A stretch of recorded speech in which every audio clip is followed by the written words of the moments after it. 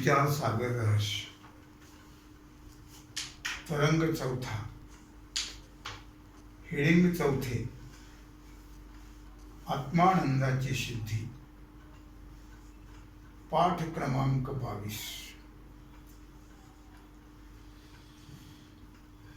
शंका घेतलेली आहे. शिष्य म्हणतो गुरु महाराज माझा आत्मा परमानंद रूप आहे.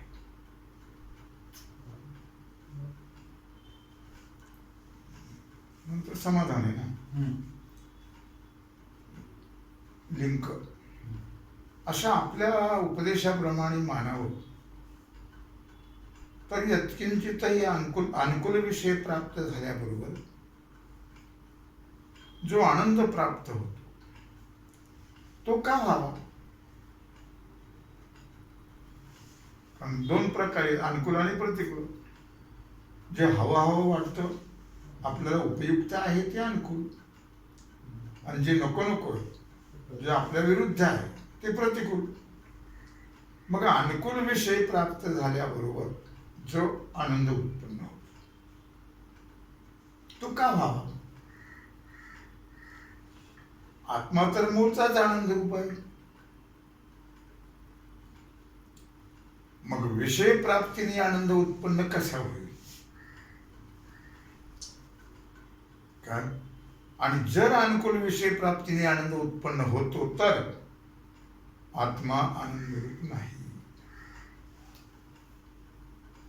आनंद विषयात आहे असं मला वाटतं. या शंकेमध्ये दोन मुद्द्याचा विचार करायचा आहे. पहिला मुद्दा आहे आत्मा आनंद रूप आहे किंवा आनंद विषयापासून उत्पन्न होतो. एवढाच विचार करण्याचा विषय आहे. त्याचं उत्तर आता म्हणजे समाधान या शंकेचं श्रीगुरु सांगत आहे. श्रीगुरु म्हणतात हे शिष्य आत्मा आनंद रूप तर आहेच पण जीवाला माझा आत्मा आनंद रूप आहे असं ज्ञान नसतं आणि त्यामुळे त्याला विषयाची इच्छा होती. इच्छा झाली म्हणजे विषय प्राप्तीच्या खटपटीला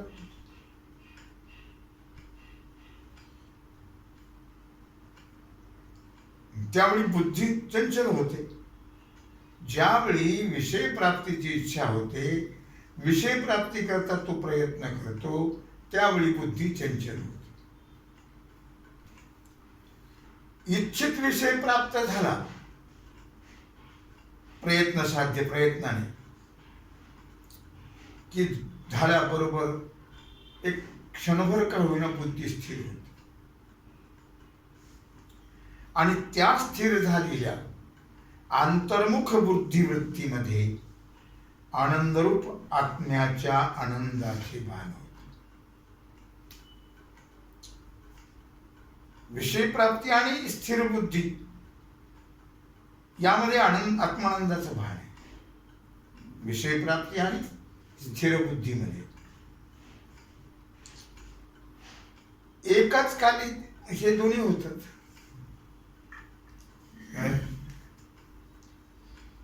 आणि म्हणून विषय प्राप्तीने माझ्या ठिकाणी आनंद उत्पन्न झाला असं जीवाला वाटतं. कळलं. आनंद कुठं आहे आत्म्याच्या ठिकाणी. विषयात आनंद नाही पण वाटतं. त्याला उदाहरण कुत्र्याचं आहे.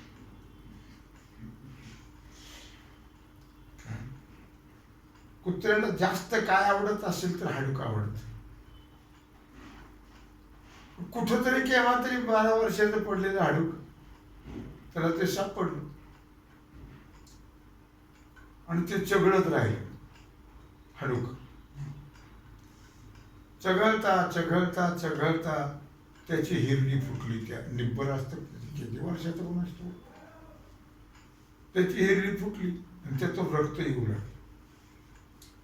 त्याला वाटलं अरे हो, प्रयत्न सिद्ध झाले, हाडकातूनच रक्त मिळते, तो जास्त सगळ्या लागले. विचार करण्यासारी गोष्ट आहे.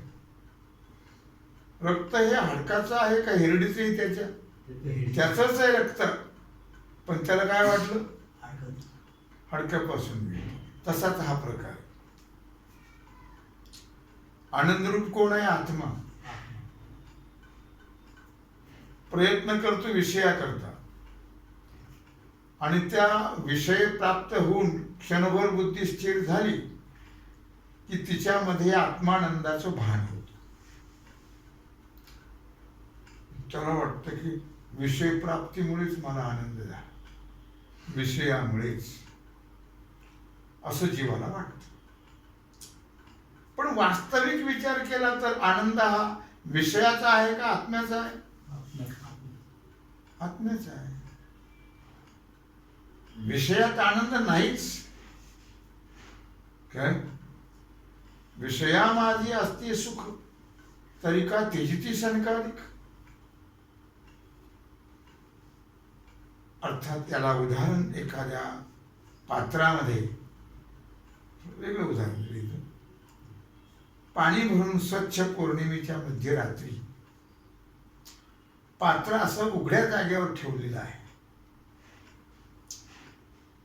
त्यावेळी जर पाणी स्थिर व स्वच्छ असेल, वारा नसेल अजिबात, तर पाणी स्थिर असतं. पाणी स्वच्छ पाहिजे.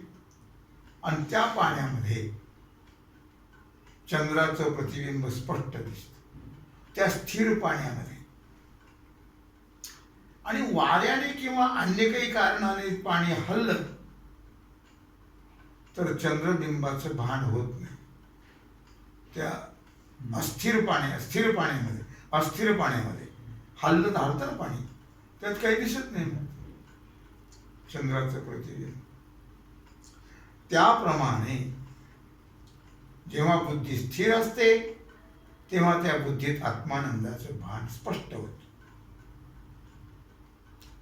आणि ज्यावेळी पुन्हा ती विषयाची इच्छा उत्पन्न होते त्या बुद्धीमध्ये,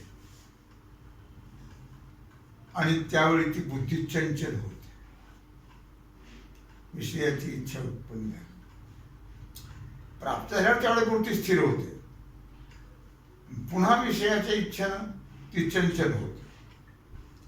चंचल झाली की आत्मानंदाचं भान होत नाही. अस्थिरतेमध्ये, स्थिरतेमध्येच आहे. यावरून आनंदरूप आत्माच आहे, विषयात आनंद मुळीच नाही, हे सिद्ध झालं. शिष्याने पुन्हा विचारलं, महाराज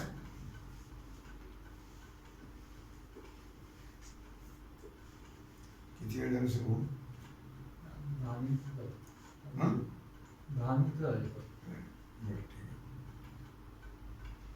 शिष्य म्हणतो, महाराज अनुकूल असणाऱ्या स्त्रीपुत्र धनपुत्राधिक विषयापासून प्रत्यक्ष आनंद होत असताना त्यांच्या ठिकाणी आनंद मुळीच नाही, असं कसं काय समजावं? कारण श्रीधनपुत्र हे कसे अनुकूल आहेत, प्रतिकूल होती त्यानंतर बघू आपण, पण सध्या तरी अनुकूल आहेत. ते प्रतिकूलच आहेत, ते प्रतिकूलच होतात. पण आता असं वाटतं की बा माझ्या मनाप्रमाणे चालले सगळं. मुलगा माझा आहे तो पण ऐकत नाही, बायको माझा आहे ती पण ऐकत नाही, शिव्याच घालते ती. पण असं वाटतं धन आपला असून सुद्धा पारखी होतो आपण. हो, थकल्यावर त्यांच्या हातात जातं सगळं. आपलंच धन, त्या धनाला आपण पारखी होतो. पण सध्या सगळं ठीक आहे. मग श्रीधनपुत्राधिक विषयापासून असं वाटतं किंवा प्रत्यक्ष आनंद होतो, पण त्यांच्या ठिकाणी आनंद मुळीच नाही, असं कसं काय पण समजावं? केवढा भ्रम आहे हा दांडगा. श्रीगुरु म्हणतात, अरे एका विषयाच्या प्राप्तीने ज्याला आनंद झाला त्याला जेव्हा दुसऱ्या विषयाची इच्छा होते तेव्हा पहिल्या प्राप्त असलेल्या विषय आनंदापासून विषयापासून आनंद होत नाही. कळलं का? विषयाची इच्छा झाली, आनंद मिळाला विषयापासून, विषय प्राप्ती, पण ती कुठे तेवढा तोच तर राहतो आनंद. पुन्हा दुसऱ्या इच्छेची विषयाची इच्छा निर्माण झाली की पहिला जो आनंद आहे तो आनंद विषयापासून झालेला तो न होत नाही. काय पहिला जो आनंद आहे प्राप्त झालेला विषयापासून तो काही आनंद होत नाही. तो का होऊ नये? वास्तविक झालाच पाहिजे ना, होत तर नाही. म्हणून विषयांच्या ठिकाणी आनंद नाही असंच म्हटलं पाहिजे. कळलं? जेवायला गेला किंवा जेवायला बसला, लाडू पाहिल्यावर असा आनंद झाला, वाढणार आणि एकच वाढणार, वाढ कधी दाखवत ते काय, खूप आनंद वाटला. गपागप खाऊ नये. आणि जेव्हा पोट भरलं तेव्हा तोच विषया लाडूपासून होणारा आनंद संपलं. तो म्हणतो बस, आता आनंद राहिला का? नाही राहील. लाडूचा आनंद आहे काय? नाही. आता म्हणून विषयाच्या ठिकाणी आनंद नाही असंच म्हटलं पाहिजे. आता आम्ही वर जी आनंदाच्या अनुभवाची रीती सांगितली त्या रीतीने प्रथम जेव्हा इच्छित विषय प्राप्त होतो तेव्हा क्षणभर अंतःकरणाची वृत्ती स्थिर होते आणि स्थिर झाल्यानंतर त्या स्थिर वृत्तीमध्ये अंतःकरणाच्या आत्मानंदाचं भान होतं. तेव्हा क्षणभर अंतःकरणाची वृत्ती स्थिर होऊन तिथं आत्मानंदाचं भान होतं. आणि जेव्हा दुसऱ्या विषयाची इच्छा होते तेव्हा तीच अंतःकरणाची वृत्ती चंचल बनते. म्हणून आत्मानंदाचं भानही नाहीच होत. आता तुझ्या म्हणण्याप्रमाणे विषयाच्या ठिकाणी आनंद आहे असं मानलं तर अनुभव कसा विरुद्ध येतो बघा. काय समजा कोणाचा प्रिय पुत्र किंवा दुसरा कोणी अत्यंत प्रिय मनुष्य खूप दिवसाने एकाएकी भेटला. त्याला पाहून पहिल्या क्षणात इतका आनंद होतो, मिठी मारतो, काय भेटल्याबरोबर खूप आनंद होतो. तो दुसऱ्या क्षणात संपला. काय दुसऱ्या क्षणाचा दुसऱ्या दिवशीचा अजिबातच नाही. का भेटला पुन्हा उठून? नाही. दुसऱ्या दिवशी अजिबातच नाही. सतत तर नाहीच. आता रोज भेटतोय, आता कुठं आनंद होतो? काय वास्तविक तो आनंद सतत राहिला पाहिजे. पहिल्या क्षणाला भेटल्याबरोबर जो आनंद झाला तो आनंद नित्य राहिला पाहिजे. राहतो का? नाही राहत. कारण आनंद उत्पत्तीला कारण असणारा प्रिय पुरुष जवळच आहे. आमच्या रीतीने प्रथम क्षणी अंतःकरणाची वृत्ती स्थिर झाली आणि म्हणून आनंद आणि पुन्हा चंचल होते. म्हणून आनंदाचा नाश संभवतो. आनंद संपला, चंचल झाले. यावरून विषयाच्या ठिकाणी आनंद नाही असं म्हणणं भाग आहे.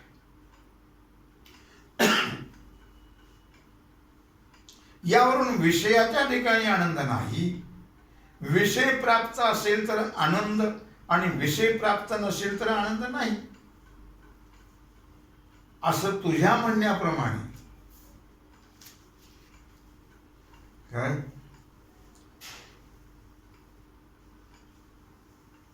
अंतःकरण स्थिर झालं तर आनंद प्राप्त होईल.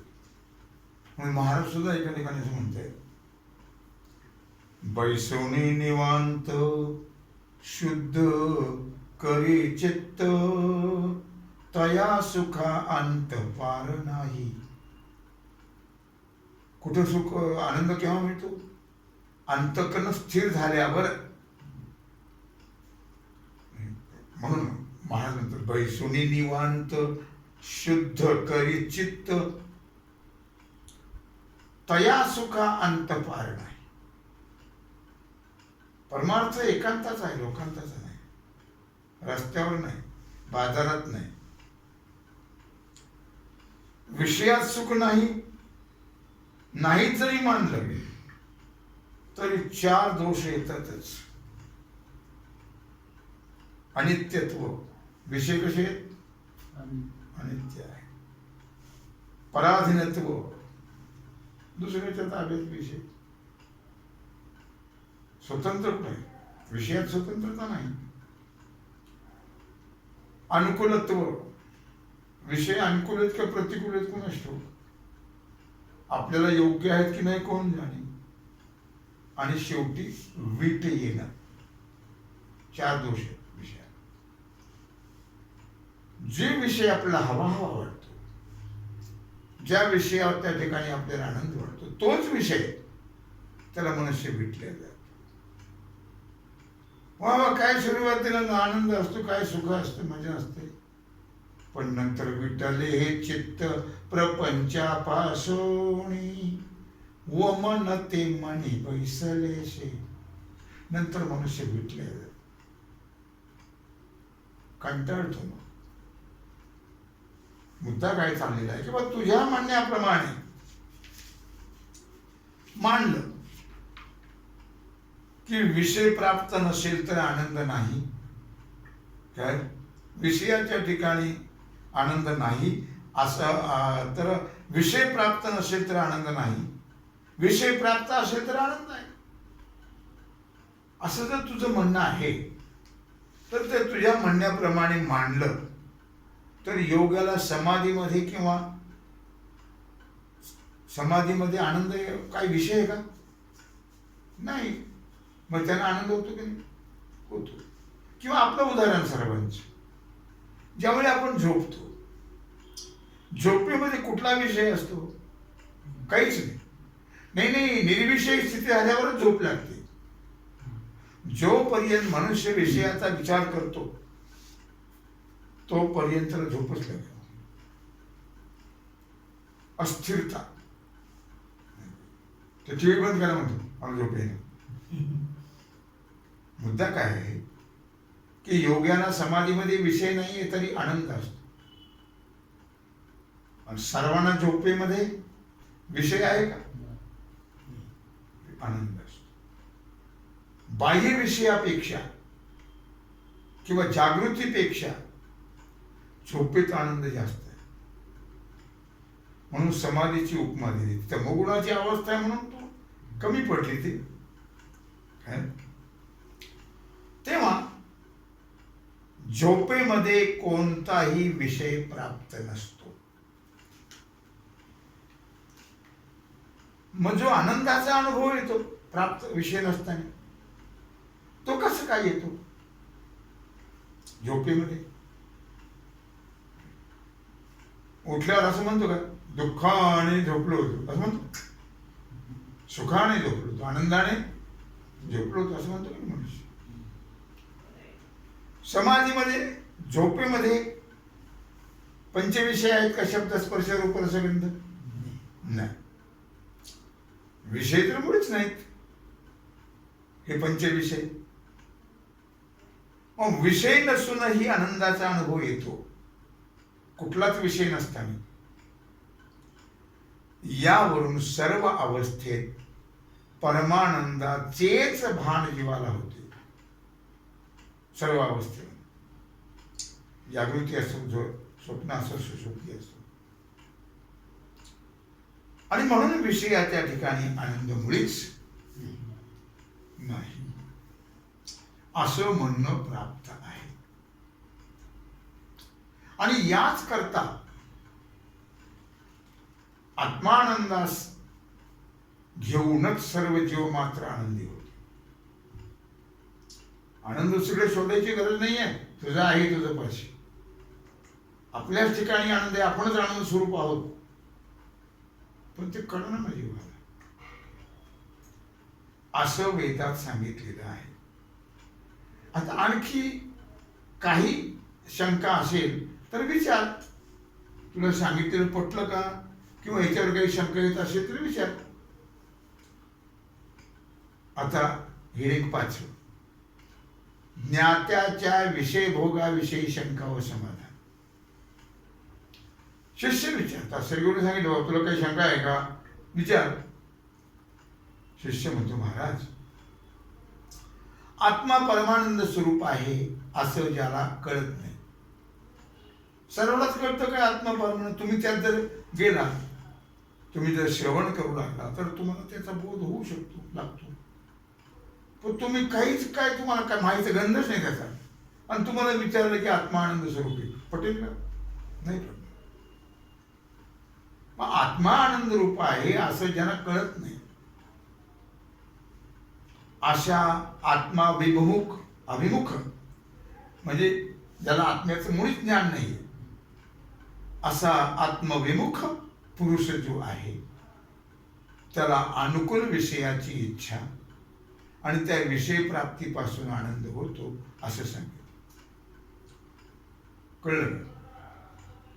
ज्याला माहीतच नाही आत्मा आनंद रूप आहे, मग त्याला अनुकूल विषयाची इच्छा होते आणि त्या विषय प्राप्तीपासून आनंद होतो असं सांगितलं. पण आत्मा हा परमानंद रूप आहे असं ज्याला ज्ञात आहे.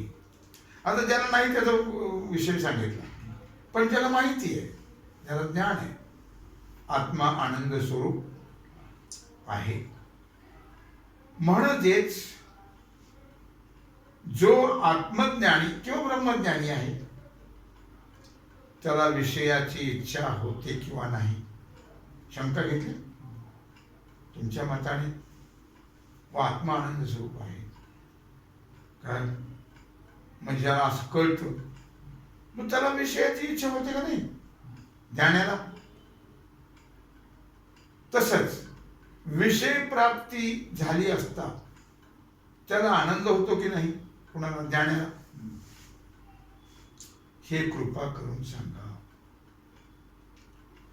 शंका येण्याचं कारण एवढंच आहे की ज्ञानी पुरुषाला सुद्धा अज्ञानी आत्मविमुख पुरुषाप्रमाणे व्यावहारिक विषयाची इच्छा होते की नाही, होते. आणि विषय प्राप्तीपासून आनंद झाल्यासारखं दिसतो. हे खरं आहे का? विषयाची इच्छा होते की त्याला, विषयापासून आनंद होतो की त्याला, असं शंका घेतली. श्रीगुरु म्हणतात तू म्हणतोस त्याप्रमाणे ज्ञान्याला सुद्धा अज्ञानी जीवाप्रमाणे विषयाची इच्छा, काय विषयाची इच्छा आणि विषय प्राप्तीपासून आनंद होतो, हे खरं आहे बरं का. पण आत्मविमुखपणा अज्ञानासच असतो असं नाही. ज्ञात्याचाही तो दिसतो आत्मविमुखपणा. फरक एवढाच आहे की महत्वाचा विषय बरं का, अज्ञानाचा आत्मविमुखपणा नेहमीच असतो आणि ज्ञात्याचा फक्त व्यवहारकारी असतो, व्यवहारापुरताच. ते संपलं की पुन्हा त्या जागी जागेवर काय, जसं रबर सोडलं की ताणतं, एका जागी येतं, आणि ओढलं की ताणतं, तसं व्यवहारापुरतच त्याची अस्थिरता असते. व्यवहार संपला की पुन्हा तो जागेवर असतो. सदैव आत्माकार वृत्ती राहील तो ज्ञात्याचे भोजनादी व्यवहार होतील का? नाही व्हायचे, होणार नाही. सदैव आत्माकार वृत्ती राहिली तर. पण त्याबरोबर हेही लक्षात ठेवलं पाहिजे की ज्या काळी ज्ञात्याला विषयानंद होतो त्या काली सुद्धा विषयापासून होणारा आनंद विषयाचा नाही, तो आत्मानंदच आहे, असा आत्मानंद विषयी निसंदेह बोध ज्ञानाला असतो. कळलं? जसं त्या कुत्र्याच्या हाडकापासून रक्त निघतं हे त्यालाच फक्त माहीत वाटतं, बाकीच्याला नाही. बाकीच्याला माहिती याची हिरडी फुटलेली आहे. तसं विषयापासून आनंद विषयाचा नाही, तो आत्मानंद आहे. त्या आत्मानंदाविषयी निसंदेह निसंशय आत्मबोध ज्ञानाच्या ठिकाणी असतो. ज्याप्रमाणे एखाद्या नाटकामध्ये एका राजाच्या 2 वेशधारी स्त्रिया होत्या नाटकामध्ये. तर तिने एकीला हा राजा आणि मी त्याची स्त्री हे राजा ईश्वर सत्य आहे असं वाटलं नाटकात. असा भ्रम झाला. आणि दुसऱ्या वेशधारी स्त्रीला राजा आणि मी त्याची स्त्री आणि हे ऐश्वर्य सर्व मिथ्या असून मी पुरुष आहे, मी स्त्री नाही. हे नाटक आहे. हे काय आहे? नाटक आहे. संसार संत काय आहे? नाटक आहे. असा निश्चय आहे. बरं का? ज्ञानाकरता सांगताय सुंदर आहे. पण जोपर्यंत तो नाटकचा व्यवहार चालू आहे तो पण दोन्ही राजश्रिया राजा ऐश्वर्य भोगाची इच्छा व भोगापासून होणारा आनंद समानच दिसणार ते पाहणार.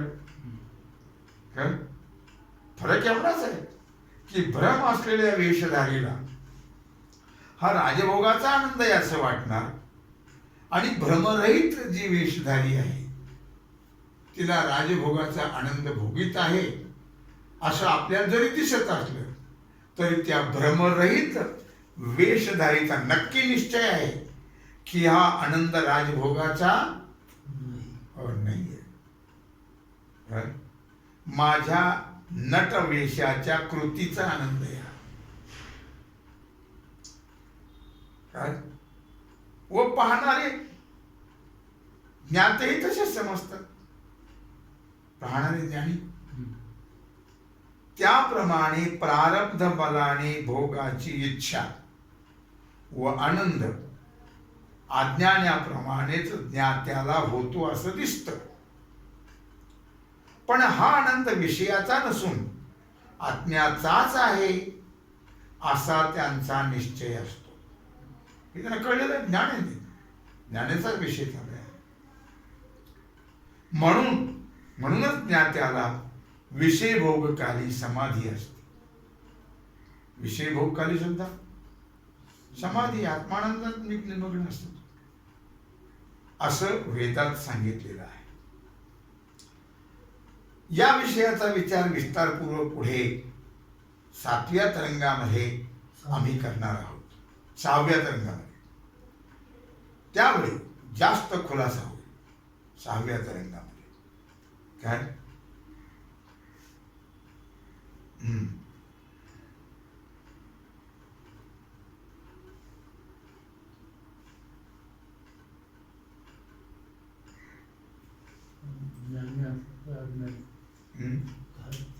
हा. पण ज्ञानी असो की अज्ञानी असो त्याला विषयापासून होणारा आनंद खुद्द विषयांचा नसून तो आत्मानंद असतो हे अगदी निश्चित आहे असं या ठिकाणी सिद्ध केलं. आत्मा आनंद आत्मानंद स्वरूप आहे. आत्म्याचा आनंद आहे, विषयात आनंद नाही. तेव्हा झालेली सेवा भगवत चरणी समर्पित करून आता आत्मानंद खुद्द विषयाचा नसून आत्मानंदच असतो हे खरं निश्चितच आहे याबद्दल पुन्हा शिष्य शंका घेतो. त्याचा विचार शंका आणि समाधान हे आपण उद्या पाहू. पुंडलिक वरदे श्री ज्ञानदेव तुकाराम भगवान की जय.